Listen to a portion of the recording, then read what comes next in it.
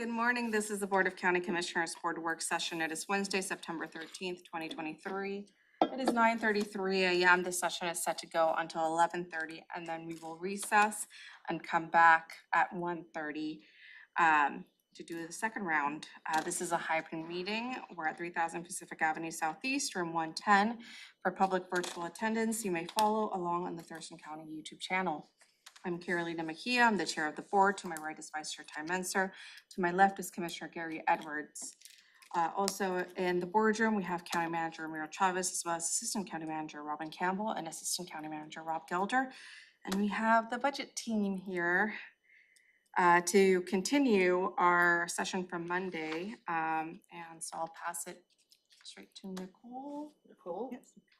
Thank you, Commissioner. So good morning. As Chair of the Board has mentioned, we're here on our second day of budget work sessions. And today we're going to pick up where we left off on Monday. And that is just laying down the foundation, understanding where our sales tax are, our property tax values are, and looking at the request at a high level. So the first thing I'd like to look at today is to look at the August sales tax report. So in your packet, you'll see it says report in brief, and I'll also share that on the screen. And we just got this information in.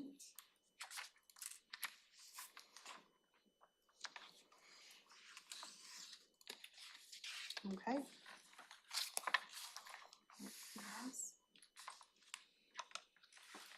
So these are our sales tax as of ending in the month of June, but they're collected in August.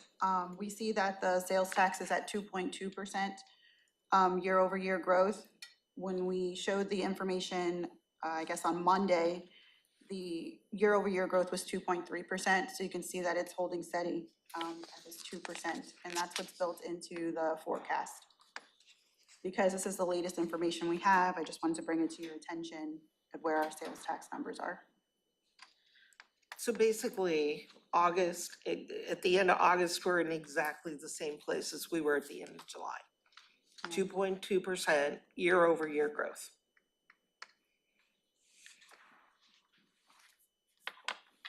Okay. If there aren't any questions there, just also wanted to pick up with some of the information that we shared the last time we met. And that is looking at the general fund at a high level. So the sheet I'm going to share with you next, it says it's really small, just has a few numbers on it. It looks similar to this. And at the top, it says 2024-2025 preliminary one general fund budget. And I'm going to share that as well. And so this is just a recap of what we looked at on Monday. This shows in 23 that our beginning fund balance is at about 41.5 million. Our anticipated revenues are 119, our expenses 126, and then our ending fund balance at 34.5 million. The difference you will see here from the sheet that we showed on Monday in the revenue is I have added the $1.5 million from ARPA lost revenue, since we will transfer that in. So our ending fund balance increased slightly. From what you saw. On Monday, yes. And when you say you're transferring that in, has that been dedicated to a particular general fund activity? No, we are, but, no, but yes. I know that that's a weird answer. The way we book it is we attribute all the costs that we possibly can in law enforcement to the 1.5 million that we transfer in. So we just add the ARPA code to the expenditure. It's an expenditure we already anticipated having. There is no non-supplant rules against doing this, but it helps to shore up the fund balance in the general fund. So what the board approved, 3 years ago now, 2 years ago, was that in total, we will transfer $7 million in lost revenue to the general fund in support of the general fund. And we just code valid expenditures to it, and the auditor has reviewed that and says it's fine. And we have to be careful not to assume those are continuing funding sources because it's a one That's exactly time. right. So in the forecast, you see, I've clearly included a line in your forecast document that shows the lost revenue coming into the general fund, and it ends. I have not mixed it in, you know, it's not buried in the other revenue lines in the forecast. It's clearly called out. And it's one of the reasons for the next statement that Nicole's about to make. Which is that the revenue, revenue you see from 23 to 24 being 119 million is steady. So from 23 to 24, because of how our sales tax are coming in, because of the revenue sources within our general fund, we are seeing a slowdown in that amount of revenue. And so what you see from 23 to 24 is a steady revenue line. Flat. It's flat. It's totally flat. And we had projected a year ago a potential 5%. Is that what we were That is talking correct. about? We thought there'd be 5% in sales But it tax doesn't look growth a like year that's gonna ago, come. where we're now aligning with the state economic forecast council. And they are predicting 1% growth, 2% in the following year, 3% after that. So they're predicting a very slow growth over the next 4 years. And so that's what we built into our forecast with sales tax. I want to add to that, though, that the difference between 2% growth in sales tax in Thurston County and 5% growth is about how much? About 300. 300,000. Yeah. It's not enough to solve the problem. And this $145 million in expenses is based on people's requests. That's what That is everybody asked for. That's what you, So we have to chop that back to whatever, 120 or 125 or something. exactly. You talk about the flood revenue, perhaps the small increases. And so can you explain why the revenue in 2025 drops to 116 from 119? Sure. So the general fund also carries grant revenue, so we have like Blake in there, that's, you know, things like that. Another high thing is transfers, I think, that we have coming in into the fund that are not coming in anymore. So it's expenses that are not associated with the revenue, so they match each other. So anything that was already continuing is dropping off now. Right. We saw a lot of one-time revenue happen during COVID. It wasn't just the COVID money, but that contributed to this, and these one-time things are ending. So with a lot of those one-time things, if they weren't passed through, if they were position related, we've tied that to sort of a term date or an end Right, date of that end position. dates. Yeah. Yeah, and dates on the Blake position. So that's the reason when you look at the forecast, there's a budget adjustment line that shows expenditures going down significantly. And we're backing out the one-time items or the items that are ending. But offices and departments, the policy level requests were so high this year that they more than offset the adjustments for expenses going down.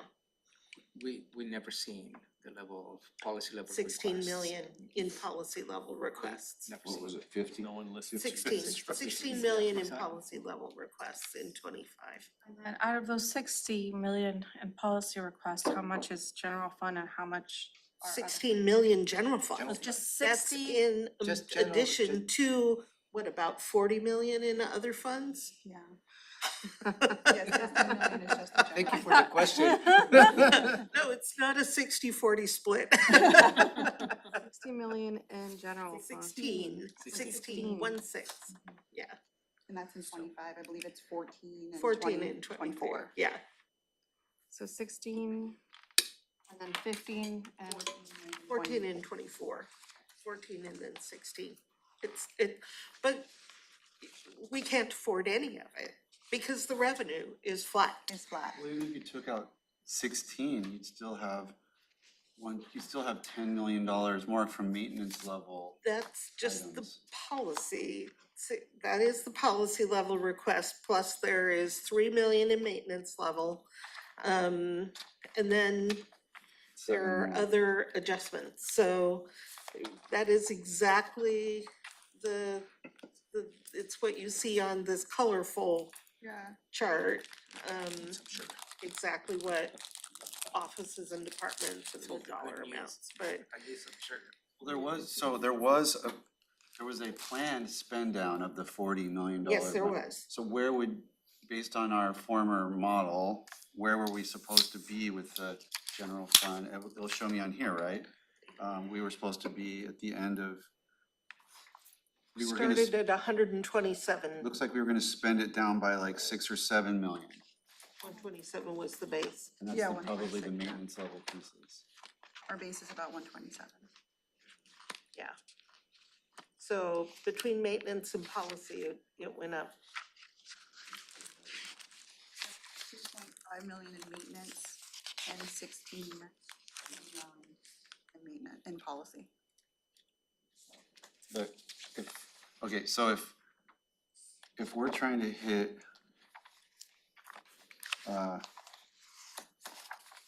if we're trying to hit 30, which is what it looks like we're trying to hit. Because it's gonna come down, it'll go all the way down to 22, but for next year, if we're trying to hit 30, that's a drop of about 12. So we- Right, and we I'll can- bring the model up. We'll talk about a few more things this morning, and then I'll bring up the model and you'll see how much you can afford to spend to balance the model. Which is basically nothing. I think the number that you're trying to get at, we've worked out, and you'll be able to see it in the model. Yeah. You would have to- What I'm thinking is, in order to get where we thought we were going, if we just took the policy, packet and just walked over to the round file and dropped it in there, then we're still need $10 million more. Yeah, you To can't get fund where we were. maintenance either, Right. So that's. right? Can we, Maintenance level also see some increases, just to maintain the baseline required, as you know. And that doesn't factor any employee contract. Right. That's right, that's And- no compensation. Go ahead. so just for base level maintenance, we need an additional 10 million. We'd have to look at the No. model. I'm saying Oh, in order to keep this, like this model that we kind of Okay. laid out last year, in order to not have this be more, The- more difficult looking, you'd have to reject all policy And And- maintenance. and a good chunk of what's, on top of that, because this is showing a gap of 26 million and so this is showing a gap of 26 million and we were only projected to spend down about 12 million of the fund balance. We go from, 46 to, 126 to 145. And it's that $19 million that you really can't afford. You can do a little of it because some of the policy items came with policy level revenue. So the things that are a wash, those are no-brainers. Of course, you can take that grant money and spend it on the purpose for which it's given. But other than that, there's not anything you can do.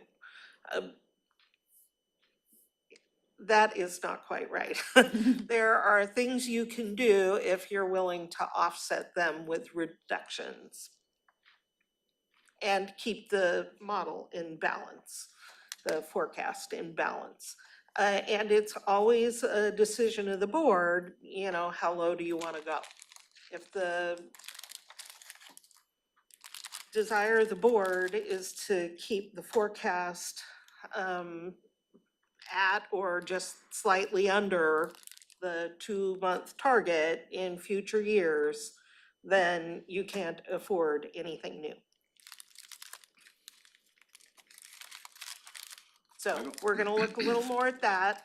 We're gonna talk about the principles that the board has adopted and some generally accepted budgeting principles that are advocated as best practices from the GFOA. Then we'll look at the model again and talk about, okay, if you wanna do this, here's how much that would cost and how it affects the model. And then we'll invite HR in to talk about compensation. That's today. That's today. So how much, Where's that gonna fit? When we have HR over there? HR will probably come this morning. We're not gonna spend a lot of time on the principles. That is correct. how much in policy requests did we approve last year? Oh, I'd have to look. First in, first out? Last in, first So, out? yeah, I mean, Oh, I just kind of want to see what Something. requests we approved. We could definitely get that list. Yeah, last year We were working with like, I wanna say, 2.75 million. I know we didn't approve Something like much, that. but I just Yeah, kind it of, was less than $3 million, I recall, It was roughly 3 million. which was an increase from previous years with capacity of 1.5.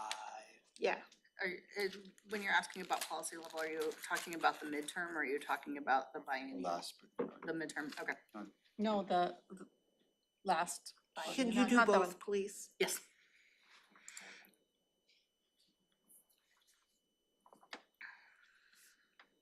We can generate that. All right, so stop sharing this. We just wanted you to see that, you know, at a very high level, the reason that we're in a bind is revenue is flat. So as Robin mentioned, we are gonna jump into budget and fiscal principles. That's supposed to kick off our new information for Wednesday. I just wanted to bring up, and we're not gonna spend a lot of time, is that there was a brainstorming worksheet that you asked to have the offices' names put next to the change request. So that's just an updated sheet for your, to look at later. But to jump right into budget principles, I'm gonna share my screen on the resolution. And this would be in your packet that you got on Monday. It says resolution number 15932.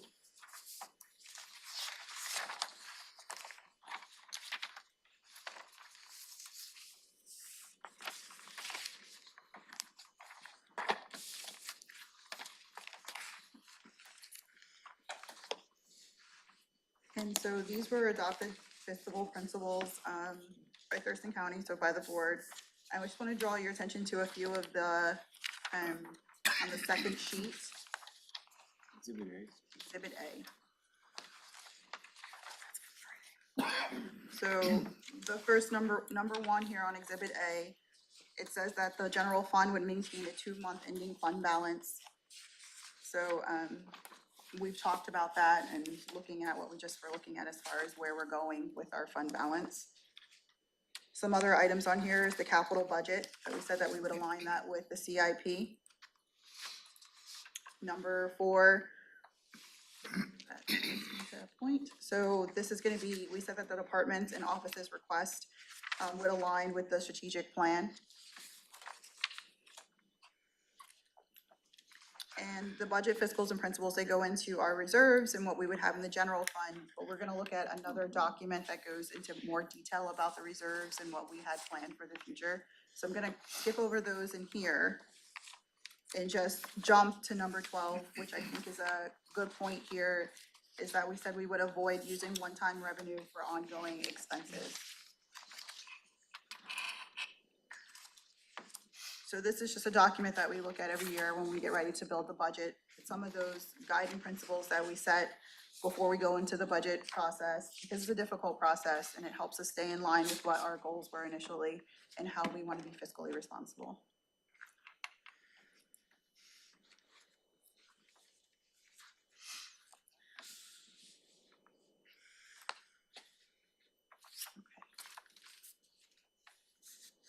You can probably check in each of those principles you have met.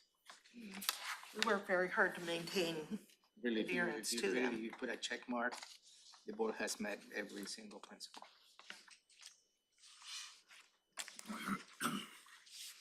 Wanna go into PowerPoint or you wanna go into I'm budget gonna bring up stabilization? the GFOA and I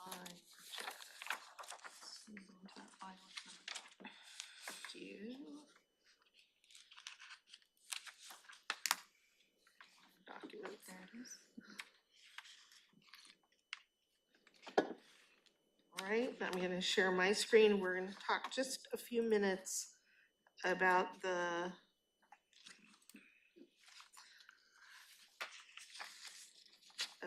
principles that GFOA recommends as we're doing budgets.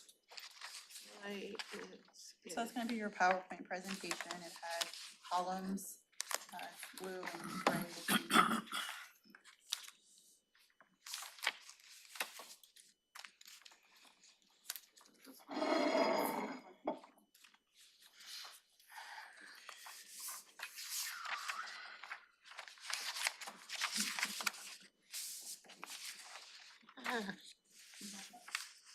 I do, but I can't control it because of the way my screen is set up. This thing's in the way. Yeah. Oh, it disappeared long enough for me to do this, yay. All right, so GFOA, a few years ago, came out with a study in best practices in budgeting, and they call it Financial Foundations for Thriving Communities. So as we've worked through our financial processes for the last few years, the budget team has been working on ways that we can align ourselves better with what they call the 5 pillars of financial foundations. So I'd just like to talk a few minutes. You've heard me talk about this before. So a few of the principles that are involved in financial foundations that we encourage you to keep in mind as we work through the process for the rest of the year are based on these best practices in budgeting. We're not going to look at all 5 pillars. I'm going to highlight items from pillars 1, 4, and 5. Before I go into those, I'll tell you that we're already we're working on ways to implement pillar 2, which is to build trust and open communication, and pillar 3, using collective decision making. And we're specifically working with Balancing Act and trying to create tools for public engagement around those 2 items and ways to keep our offices and departments more informed. But today I'm going to focus on the other 3. The pillar 1 is to create a long-term vision. And in essence, and I know I've put way too many words on this page. This is not how to do a PowerPoint, and I acknowledge that right now. But basically, what GFOA is talking about here is if you only focus on the short term, you can make decisions that are quickly unsustainable. And you see that when we look at the model. And I really appreciate that the board wants to see that long-term impact. That's part of what contributed to our increased bond rating. I showed our financial model to the bond raters, and they actually said it was really cool to look at. They were very And they, impressed, really. yep, in the report, they talked about the fact that the board takes a long-term view. So it's excellent that we do this. GFOA does say that taking that kind of long-term perspective leads to decision-making that accepts some degree of uncertainty, and that's all about a forecast. A forecast is our best guess of what the future is going to look like, and we have to embrace a bit of that, knowing that it's completely wrong. It's never going to be. A forecast is our best work at this time, knowing that the number that you get to at that date in the future is not going to be what's in the forecast. Hopefully it's close. Usually you're in a range. I'm generally in a plus or minus 5% range.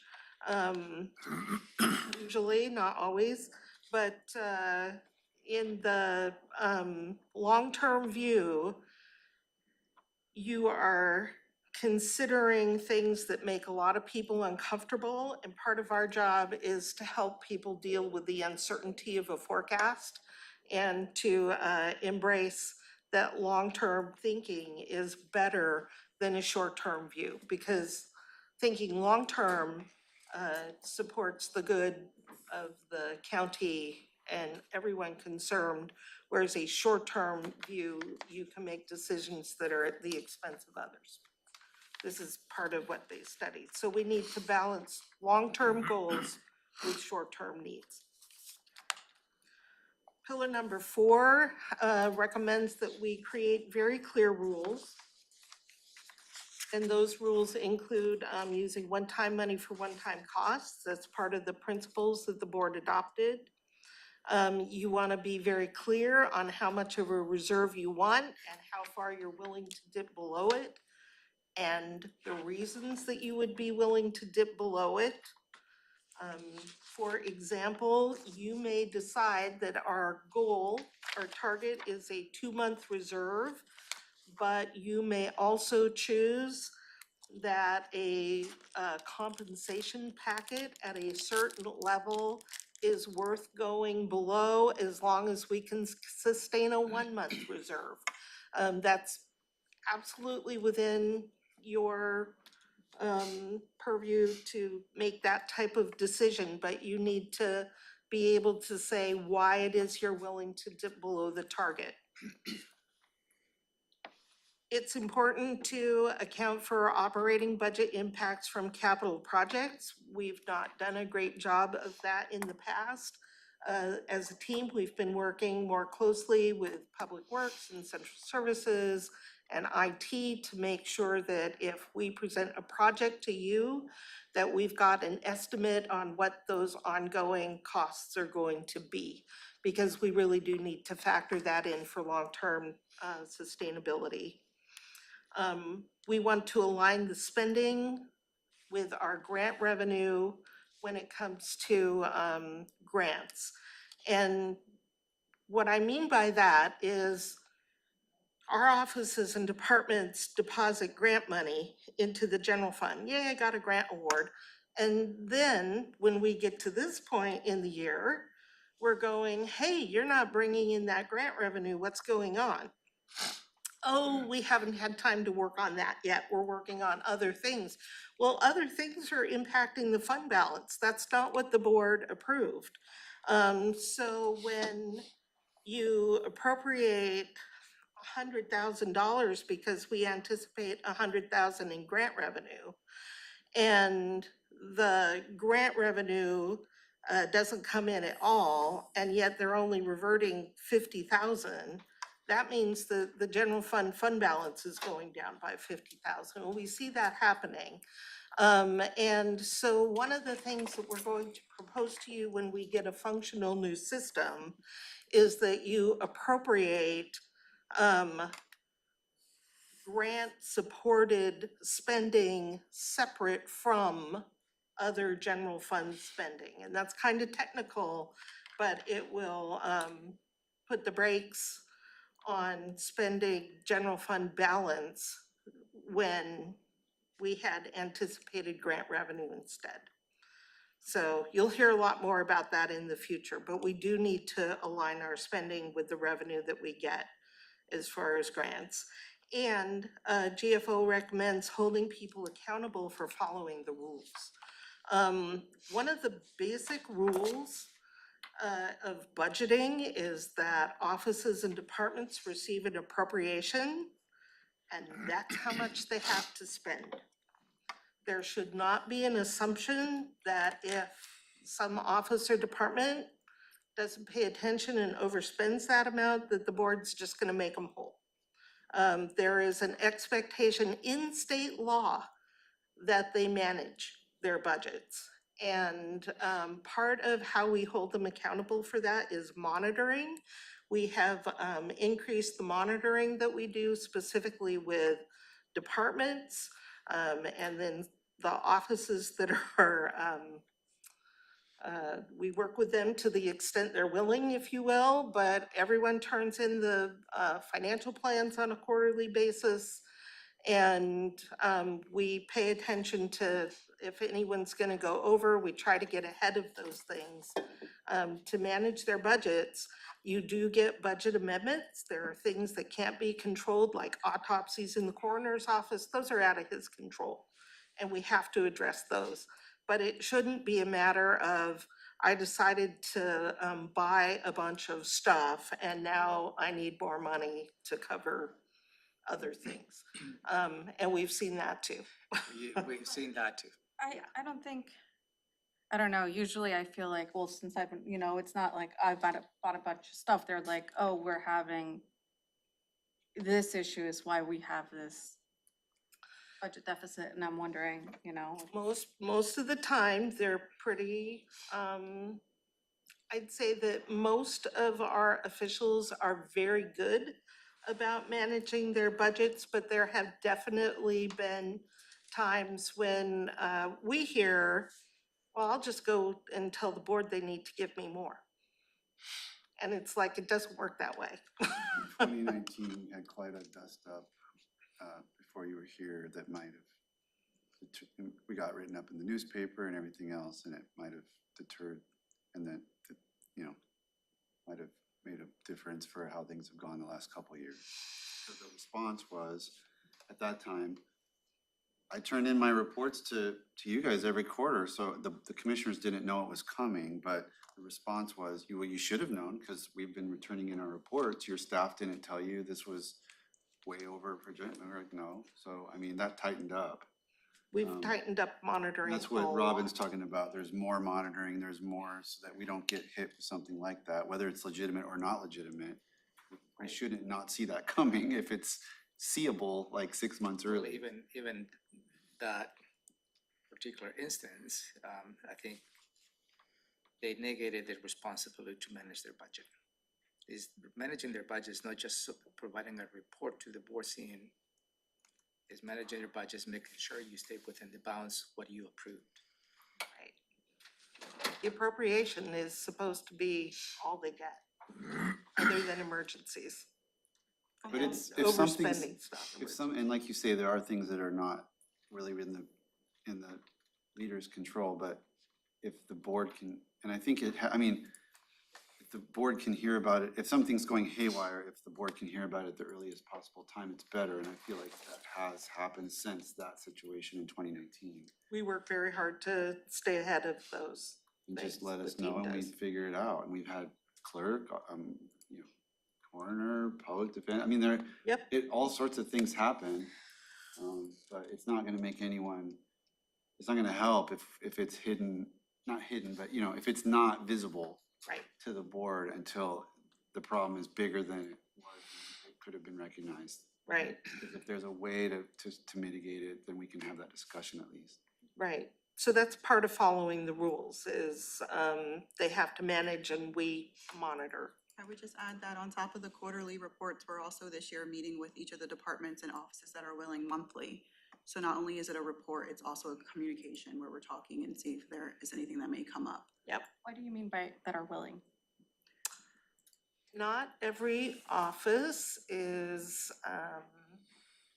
agreeable Well, to us Do we know doing that who? on a. Because, right, I think that matters too, if an office is not wanting to do their due diligence as well and meeting and having those conversations, but then they're coming in front of the board because they had something, right? I wanna know, Right. right, have you been meeting with, The sheriff, yes, we've been meeting with the sheriff. The sheriff meets with us regularly. The coroner is having regular meetings with us. Are those the only two? Those are the only two we're having regular offices? meetings with, but I'm also in really close contact with the prosecuting attorney's staff. We talk all the time, and then district court, Frankie and I will communicate, but we aren't having official meetings.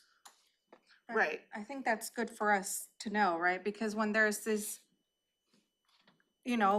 buildings burning, fire, we're in the red, like, have they been doing their due diligence? Because I feel like that also helps us have that accountability like too, and hold them accountable in terms of like, have you actually been doing your due diligence and, Right. and meeting with our budget staff and tracking that? So I think it's good for us to know. Right. And if they haven't, right, I do not want to suggest that any elected official is not doing their due diligence.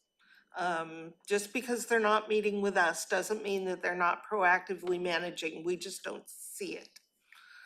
but if there's not communication, and that's, it's not that they're not doing their due diligence, but if there's not communication between our budget team, and at the end, I mean, the buck stops with us. And if, That's right. they're not doing their I guess it is their due diligence in communicating with our budget staff, and then there's an emergency and it puts us in a situation where we have to address that, then at that time for me, there's a big issue if there's at least not a communication of like, everything's good, right? Like, we're, They are all turning in their quarterly financial plans, I will say that. They do all turn those in every quarter. Everybody, Yes. every office. Yes, sometimes they need prompting, but we do receive them from every office. Where is the, Even the commissioner's office. oh, absolutely. the commissioner's office, better be complaining. Be on top of it. We are talking to ourselves. But this report right here, when we don't get the financial plan from one of the office or departments, you see it in orange. And we have found that nobody wants to be in orange when it goes to the board. So they all turn them in. And we reach out to them and say, hey, we haven't got it yet. What's going on? Sometimes there's a reason for them to be a little bit late, and that's okay, but we do get them all. So we at least quarterly hear from all of them, but we're trying to do more proactive, regular monitoring. Thank you. All right, pillar number 5 is to treat everyone fairly. And this doesn't mean everybody gets the same amount of money, or everybody gets one item, or everybody gets one more widget. What this means is that there's equal opportunity. So we create equal opportunities to make requests. That kind of goes back to following the rules. And part of the rules in budgeting is the biennial budget is the opportunity to ask for whatever they need. That's part of why you see a $16 million policy request. It also means that in budget adjustments, they're very limited. Because I'm gonna jump ahead for a moment, and many of you will remember me talking about the "it's all good" syndrome. It's all good means that every request that you get is for something good that the community wants. Someone in the community wants this thing that's being asked for. These are all real needs of the offices and departments. We do not suggest for one moment, if we recommend that you don't fund something or that something get absorbed, we're not suggesting that it's not a good thing or a real need. What we are suggesting is there's no more revenue. You only have limited resources, and you have to be able to have everything in front of you to be able to balance and fund the most important things. So everything's good, but if you get it piecemeal, or if you create opportunities for people to ask for things out of the cycle, it makes your job to balance the budget pretty much impossible. So people need to follow the rules. Everybody needs to follow this is the time to ask for things. These are the limitations on the amendments. Being fair means that the board will give real consideration to all requests that came. It might be fair to just take the all policy requests over and toss it in the bin, but at least you've considered the needs of every office and department, and that's why we'll hold all of the meetings in October. Treating everyone fairly means fairly distributing shared costs. The very unpopular example I have for that is the lake management districts and indirect costs. That is a matter of paying for what you get, which is fair. Everyone should pay for what they receive. The board can certainly choose, and you have chosen to cover those costs with general fund, but we need to be able to show what the distribution is and that it's a fair distribution. Shared costs need to be distributed fairly. And then GFOA talks about procedural justice as being fair. And they do an example from the court system. They say that studies have shown in civil cases that if the losing party feels like the system was fair, they're still okay with the outcome. And they say that we should be applying that type of procedural justice to the budget process. And the points there are that decisions are based on accurate information. We do our best to give you that. Being transparent in the decision-making. Budgets are all determined in open sessions. All affected stakeholders have an opportunity for input. Again, you're meeting with every office and department in the coming month. And then when we do find mistakes, and there are going to be mistakes, that they are recognized and corrected. So that is what GFOA is recommending. So those are the principles that we are very much trying to follow throughout this process. Okay. So we're gonna jump into, so with that information, we're gonna jump into our budget stabilization and minimum fund balance reserve resolution to speak to some of those principles that are outlined in GFOA. So I'm gonna share my screen, and the resolution is 16010.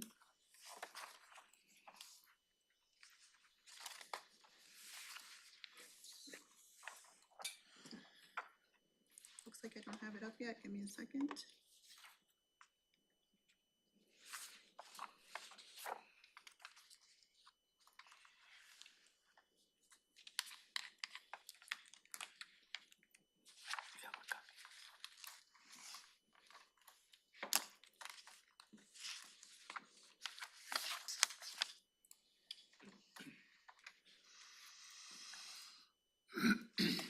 Okay.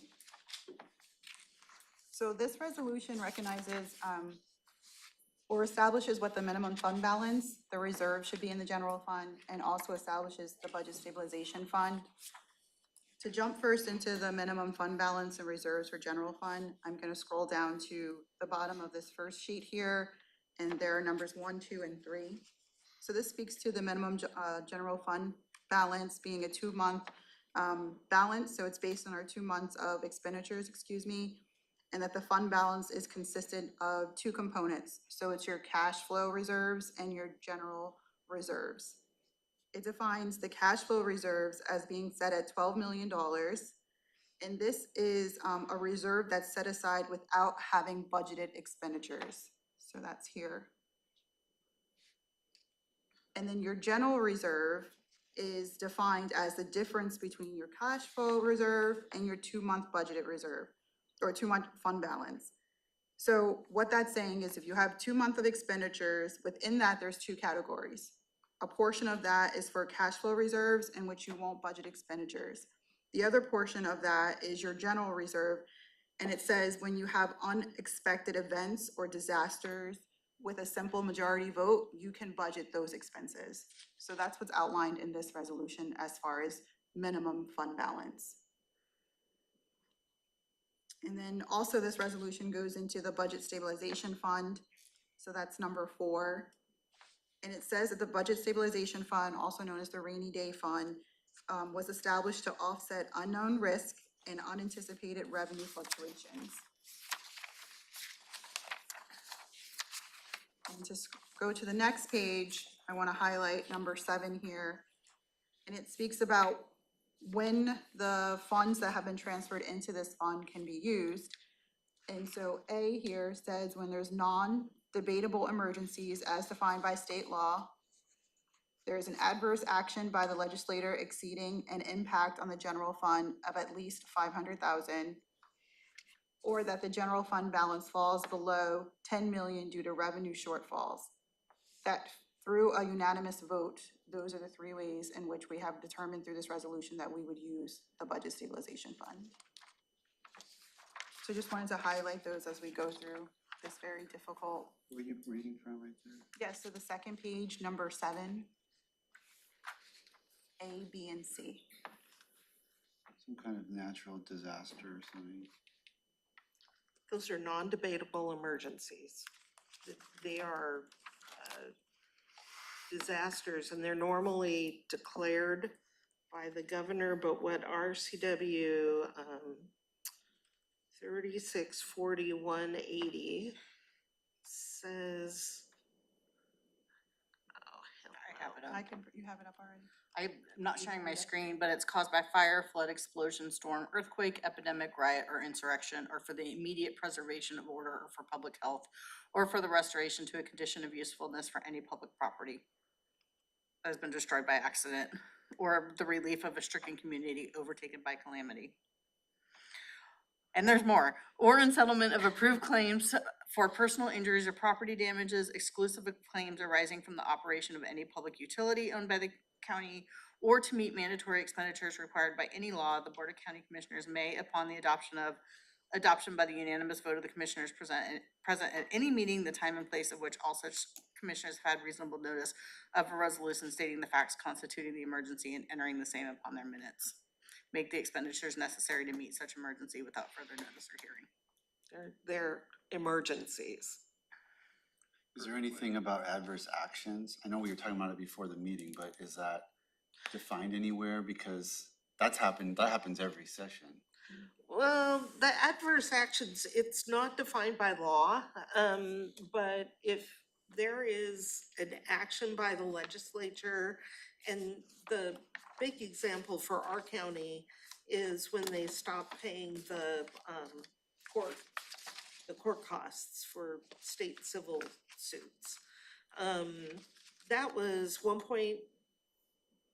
the time, it was $1 million. $1 million a year that the legislature just decided to not put in their budget. That was a $1 million hole that was instantly created by an adverse action of the legislature.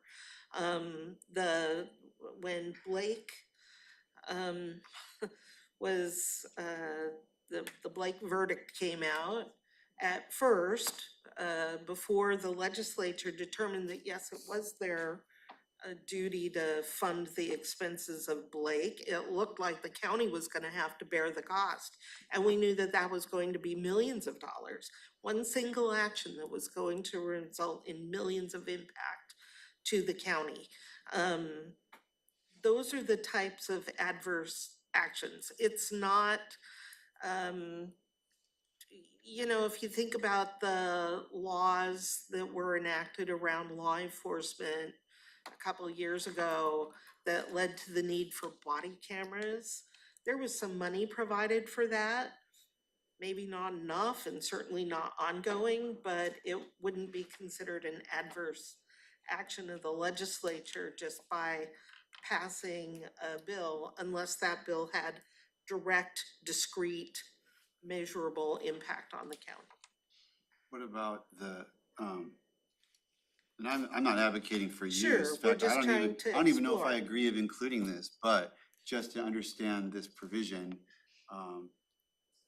the legislature says you're gonna issue permits in 90 days and we have to hire 25 planners to meet that legislative mandate. I would say if 3 commissioners agreed, or soon to be 5 commissioners agreed that that was an adverse action that came with no funding, that impacted us to the tune of more than 500,000, that maybe you would pull money out, but I would also say pulling money out of the rainy day fund is one time.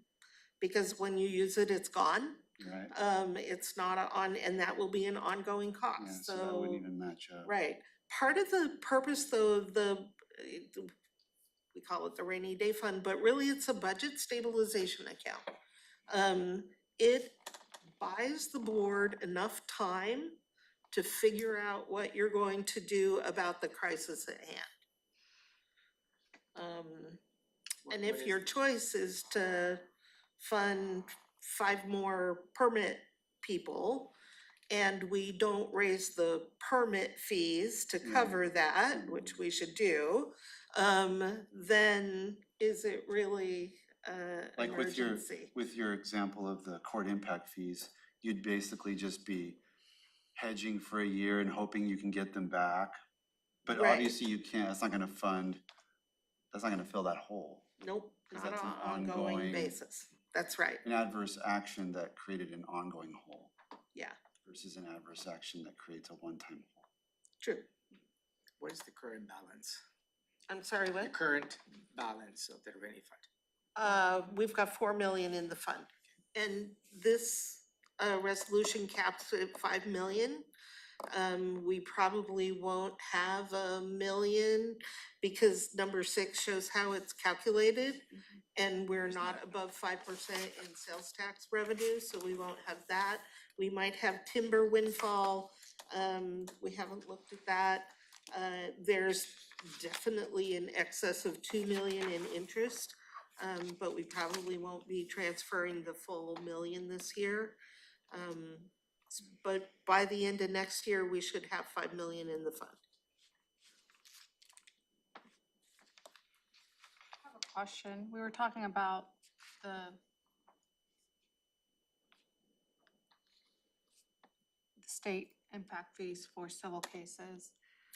And I'm wondering, there was legislation that passed last year, I believe, that basically puts us in a tighter situation. I'm probably talking about this way out of turn, but the legislation basically says that if you're a state employee, you can opt out of participating for jury duty if it's a state case. And so now that's kind of driven, I believe Superior Court was holding a civil state case, jury trial, and their jury services, the amount of people they had to call in for that just went way up just because of that new legislation. And so I was thinking, I was like, does the state reimburse us for those cases at all, for those civil jury cases, especially now with this legislation where we have to call triple the people that, or double the people that is usually called for just a regular case. Now, they have to call more people just because, when I helped with jury service and Superior Court, the majority of people who respond to that are state employees because they get paid for that. And so now you're taking this whole selection of people. So I'm just now wondering, right, like our jury fees are gonna go up just because, so I'm like, is the state reimbursing us with that new legislation for any of that? No. No. And is that something that we need to talk about to our legislators about? The impact that causes That would be a to good us. Conversation with WASAC. Well, again, I feel like we're stuck in this weird position that we're hearing the majority of state cases, so that, Is it only if it's a state? yeah.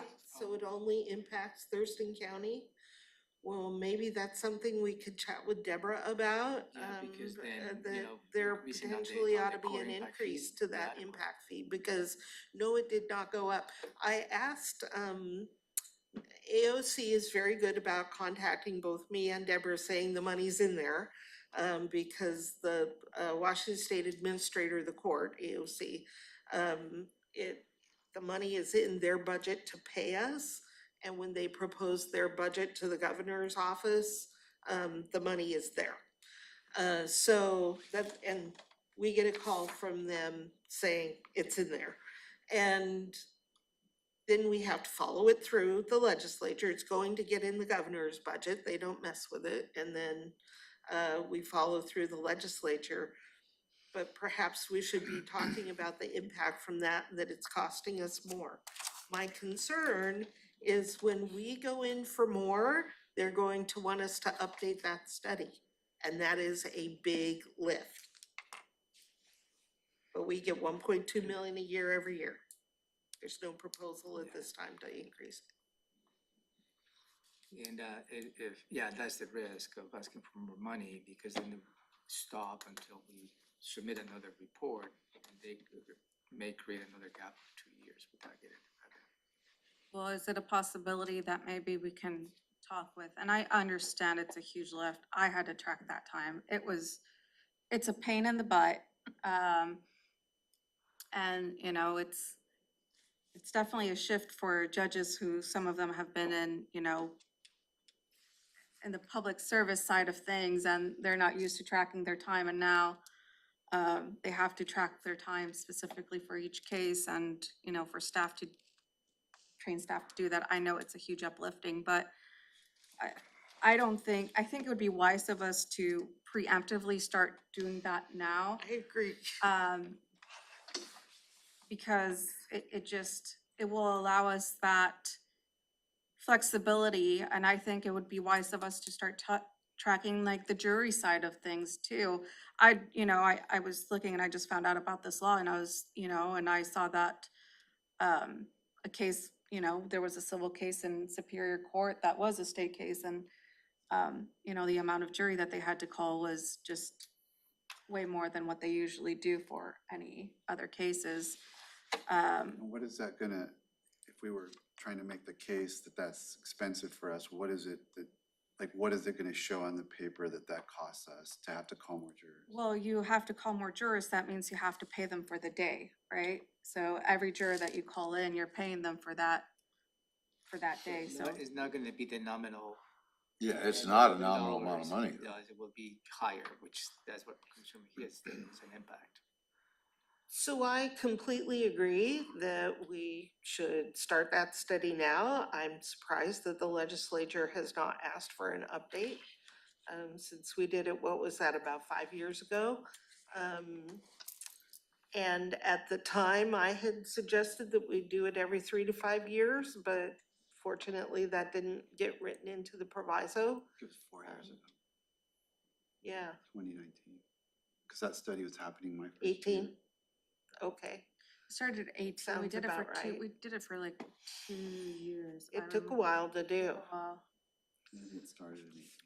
yeah. It was still going in 19. But it would not be a bad idea, because one of these days, one of the members is gonna ask. So I think it just for us to have our ducks in a row, And if it showed a lot more money, then we could absolutely start talking to key legislators about how we really need them to increase the amount that they pay us. We also tried to get an escalator in there of 2% per year, just some nominal thing, and they didn't go for that. All right, anything else about the principles? It's 10:32, why don't we take a short break and we'll get Maria and her team in here and start to have the conversation. It's going to be an executive session. It's right here. So Are we doing target? There's another item between. there is, so we could very quickly take a look at that, or we can take a look at it when, after the break. Let's take a short break. okay, let's take a 5-minute break then. Or-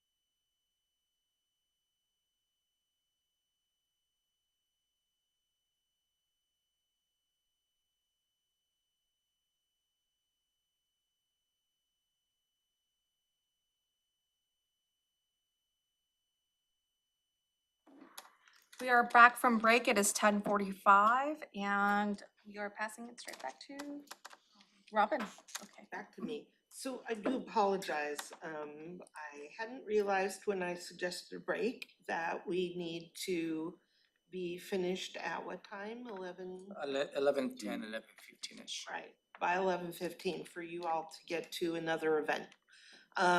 So we're gonna spend the next 20 to 30 minutes looking at the forecast model about what we think you really can or can't afford. Basically, What about HR?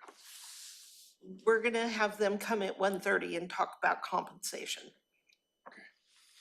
After your lunch meeting. Okay. So I'm gonna share this screen. Not too many things open.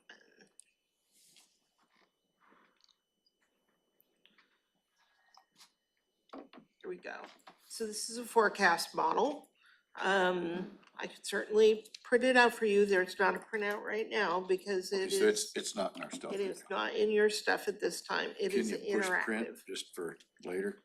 I will print it later. Yes, I will. So what I've done is take the forecast that created the graph that you saw and made some pretty major adjustments. This model basically says that if you were to fund maintenance level and you allow policy level that matches the new revenue that comes in along with it, and you fully fund the comp class study that costs about $1 million a year, and you allow COLAs at a certain amount, and we won't get into that until later, and then you offset the entire cost of maintenance level compensation, that the budget reductions would have to be permanent reductions of around $5.5 million in '24, and those would have to be ongoing with an additional 600,000 in '25. So 5.5 in '24, 6.1 in '25. And that makes the graph look like this. So while you have the conversation later in the afternoon with HR, this model is totally interactive and we'll be able to say, what if you did a COLA of this much? What if you did a COLA of that much? What if you did it without the comp and class study? What if you, and we're proposing the comp and class in phases. But what if we make these changes and we'll be able to tell you how much the budget reduction would need to be to address the compensation? Because we know that compensation is the highest priority of the board at this time. So the model is set up to portray that thing. We're suggesting that we fund maintenance level because there are things in maintenance level that you have to do. It's a cost of doing business. It's not like we're not going to do step increases. Those are part of maintenance level. It's not like we're not going to pay the increased cost of postage. That's a real cost. So we have to acknowledge those things and then talk to the offices and departments about what they'll do to offset those costs. And the board had asked for those offsetting proposals in the budget instructions, and we received very few of them. But this is the reality if you want to keep this in balance. So the discussion that I invite you to have is keeping these years, 26 through 30 is what's shown on this graph, at or just slightly below the 2-month target. Is that the target you want to adhere to, or are you willing to go a certain amount below that? Ready? Without dipping into the $12 million mark. Right, we can't dip under 12 million, that's cash flow. So that's probably, Right, and that's part of the resolution, is we cannot go below 12, but, the lower blue line is the 12 million. yep. But where between those two lines do we fall? So the tech costs, for an example, contracts for licensing, what I refer to as blackmail, but it's a cost of doing business. That's right. Those all have to be paid regardless of how many FTEs we have, basically. I It's a mean, maintenance level, that's right. and, so if we need to reduce by 5 million, is that what you're saying here? Or- To fund it maintenance level, if we fund maintenance level costs plus a certain amount of compensation. What is that certain amount? Oh, we I mean, I don't, know you I'm kind of can't. skirting around it, we'll get into the details in Okay. an executive session. Okay. We will tell you exactly what's built in. A reasonable thought of where that could land, then we Yeah, would be in this situation. right. Okay, I gotcha. but then we don't fund any of the requests as well, right? No policy No level request. policy level. To the extent you add policy level items, It the cuts it cut down. increases. Right, Well- and we have reduction scenarios teed up to talk about tomorrow.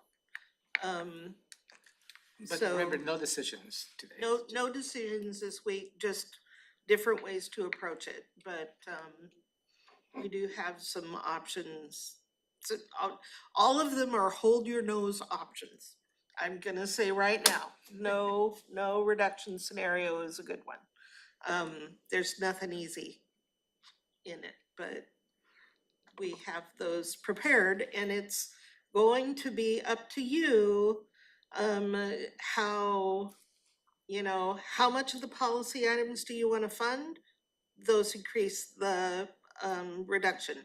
How high do you wanna, give direction to negotiate for COLAs? That's going to set the amount of the reduction. Do you wanna fund the comp and class? That's gonna drive the amount of the reduction, because we have no revenue to spend. It's a revenue So problem. to do any of the above, we probably need to cut about 10% of our FTEs.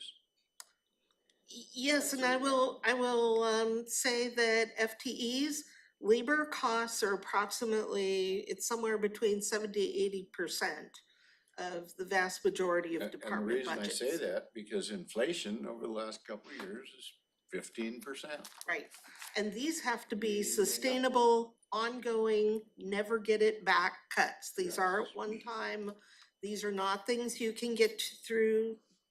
Just salary savings won't get you there.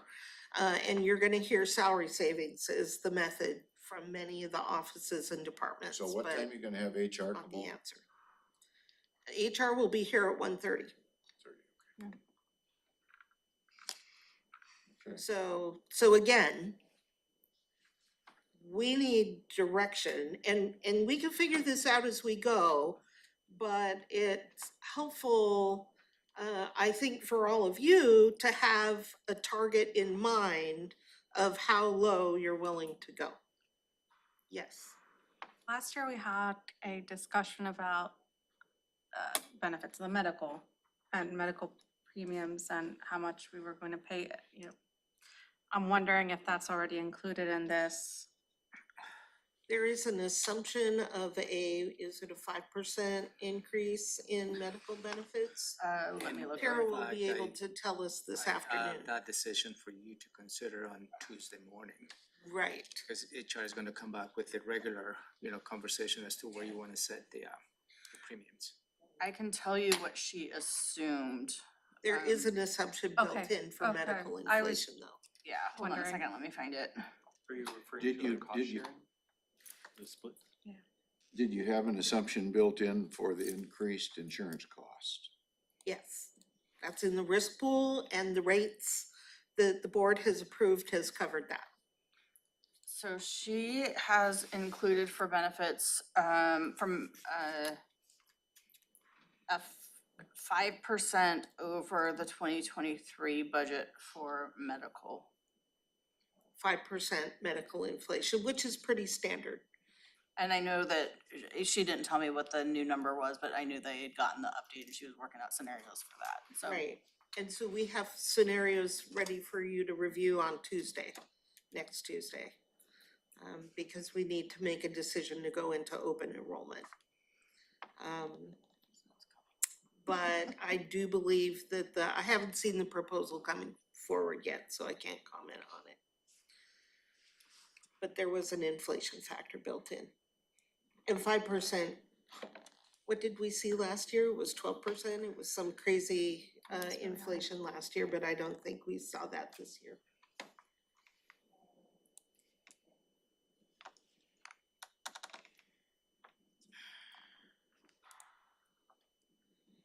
So this is the depressing side of budget.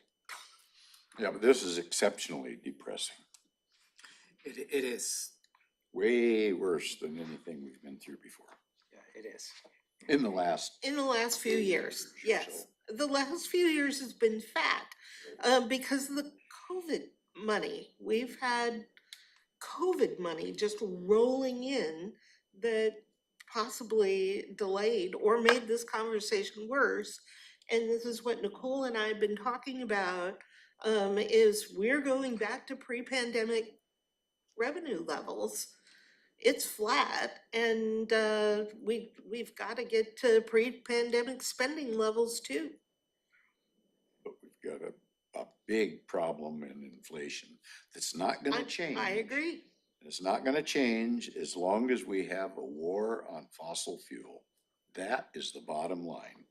The world's economic engine runs on fossil fuel.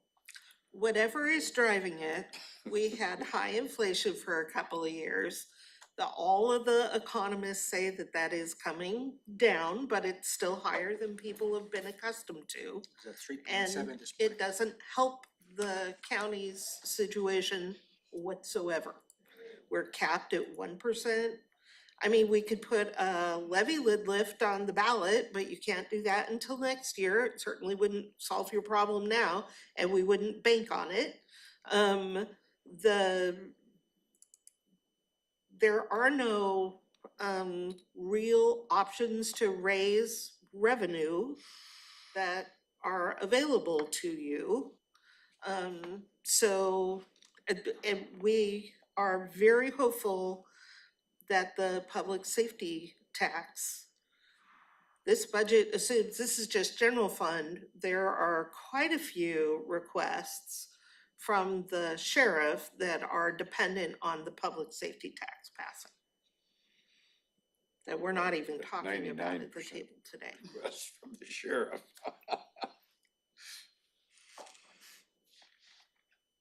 So, the thing to be thinking about is how low are you willing to go? Or are we going to adhere to this principle of meeting the target in all future years?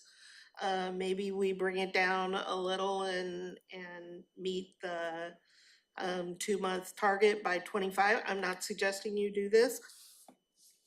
My recommendation is to be fiscally responsible and kind of stick to the model, but it's completely up to you how low you're willing to go, because again, we need to balance the long-term view with the short-term needs. And we've got some real short-term needs. How many vacancies do we have now? We've got that, 200? Was it 171, I think, lots of vacancies. That was at a point in time in August. If by the end of August? I can yeah. ask for an I updated mean, it's vacancy roughly report. in there. It was 171, I could pull up that sheet. That's in their packet. It's in the packet. Yeah, it's here. 174. Yeah, but look at where they are. How many in the prosecutor's office? Corrections. It's close to 25% of the FTEs in the prosecutor's office. That's not sustainable. We have 18 in the prosecutor, 14 in the clerk, 14 in law enforcement, 29 in corrections, 16 That's in not public sustainable. works, 39 in public health. Those are your high numbers. So it's not like we can't, you could just eliminate the vacant FTEs. They're not in places that would do us any good. We've got minimum staffing levels in corrections. I don't know how the sheriff's running the jail now with that many vacancies. That's why we just approved double Double overtime. overtime. These, That'll only last for. I mean, a few of these, December. you could certainly talk to the officer department and say, hey, this is vacant, you know, let it go. But it's not the easy fix. Public health and public works are not general fund mostly, so you've got sheriff, prosecutor, and clerk. That's true. Those are not really eliminatable. Not places you wanna cut. Can we see like historical trends of those vacancies too, right? Because I know that for some it's COVID related, but for others this has been an ongoing issue since before the pandemic. Right. And The clerk's had a hard time hiring for a long so time. like for me, it's, you know, I think we need to look at those historical trends on vacancies too. You can Certainly ask HR I'm, for I'm, that. Tara's little dots are dotting right now, so she's responding to me. They're watching. So Yeah. I think it's important for us to know as, you know, if that's something that we're gonna be considering, it's good for us to know those historical trends too. Right. Sometimes, oh, sorry, just think about sort of, you know, speaking of historical trends, but it's, are we really looking at a reset? Because if you remember those graphics where you had the baby boomers, they're kind of, and I think COVID exacerbated it, right? But they've left the workforce. So we have all this level of service needs or history based on that workforce that we can't backfill them because there aren't as many people to backfill. And it's not just us, it's pretty much any industry. And do we then keep all of these vacancies on the books, or do we have the conversation around how do we reset that? Because it does tie to a level of service. And there's only so much you can do with tech, but ultimately it's people, but how do we have that conversation? Because I think you could do a levy lid lift, you could create more revenues, but if you can't fill the positions, you have to have that conversation about the service. Right.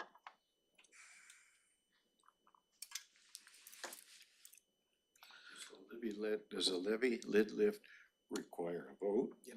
Oh, yes. It's gotta be on the ballot. Is that 60%? No, simple Nope, it's majority. a simple majority. But you need the trust, and we haven't developed the trust. I'm just gonna, I don't think anybody wants to hear I told you so stuff, but when we talked about a new courthouse down at Plum Street, I believe my seatmates at the time went around and talked to a lot of groups and found out that trust wasn't there, that it wasn't gonna be supported. I never got out and talked to those communities. I have to say, I think we've shot ourselves in the foot when it comes to permitting. Half the permits get out, half don't.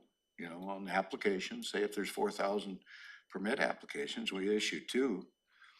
There are ways that we could expedite revenue and increase growth and get rid of this philosophy of not in my backyard, or we got, you know, not here, go to Mason County, go to Lewis County. There's ways we could change things. But I don't think the philosophy or the will is there to do it, and that would create revenue, because housing is in need. And you'd have people flocking here, we'd have, I don't know, 25,000 people show up next year, I think, if we free up housing. You've heard me say that before, I've been saying it all along, that there's no reason to have the delays that we have within our system. Anyway, enough said by me. there is a way to do it, but we're not ready to do it, I don't think, so. All right, so we'll have that graph every step of the way from here on in. And again, what you all need to be thinking about is how, where between those two lines are we gonna fall? I also, I guess, want to remind commissioners of the emergency requests that we get throughout the year as well, that sometimes we have to consider. And if we go too low under that, then there's gonna be no capacity to address those emergency requests. And we do get quite a few of them throughout the year, so that's just something to keep on in the back of your minds too. Before you break, and, Robin has stated, what is the tolerance that you want to accept between the 18, thereabouts, the 2-month versus the 12 million? And I understand the suggestion from the fiscal point of view, the financial point of view. I get it, to be fiscally responsible. But you need to balance that, because in order for you to be fiscally responsible, to be within the lines for you to ask budget cuts, that may not be something that you may want to dive into. So just a thought, I think is gonna be a conversation for you to have. And again, is what is the tolerance that you want to accept between those two lines? That's right. Again, you've got to balance the short-term needs with the long-term. There's a balance here. Budgeting is not a science, it's an art. Pretty messy art sometimes.